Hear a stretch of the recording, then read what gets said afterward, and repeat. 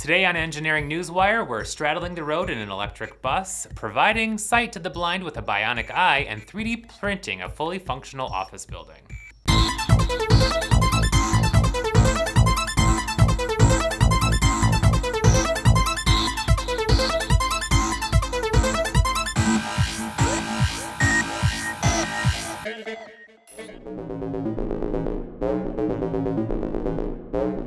As someone who uses public transportation daily, I know the pain and annoyance of waiting for a late bus.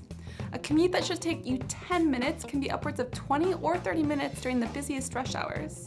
To combat congested city roads, an innovative transportation idea was revisited last weekend at the 19th International High-Tech Expo in Beijing. The electric straddling bus features an extra-wide design to carry upwards of 1,400 passengers. But what makes it really unique is that it is tall enough to allow cars under 7 feet to travel underneath whether the bus is moving or not. This key feature means the bus could start and stop frequently to load and unload passengers without prohibiting traffic.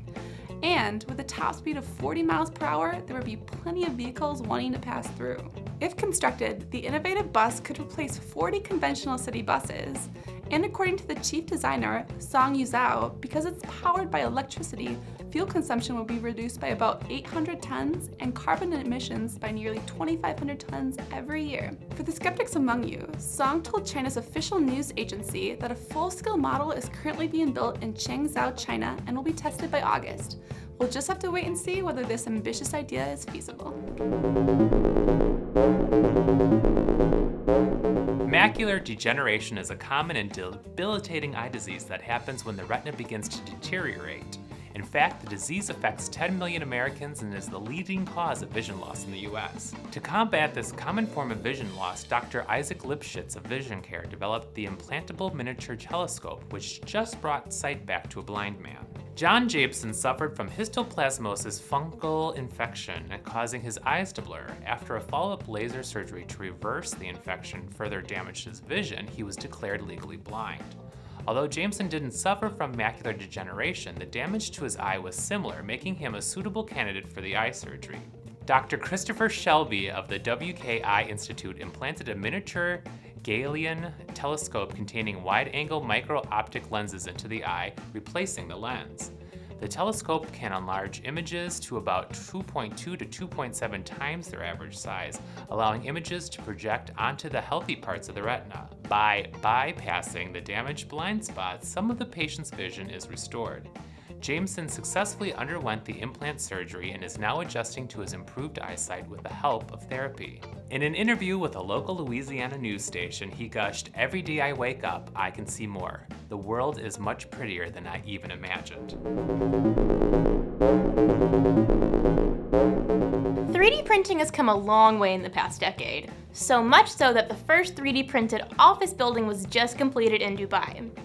Located within Dubai's Emirates Towers complex, the fully functional office takes up a footprint of 2,690 square feet.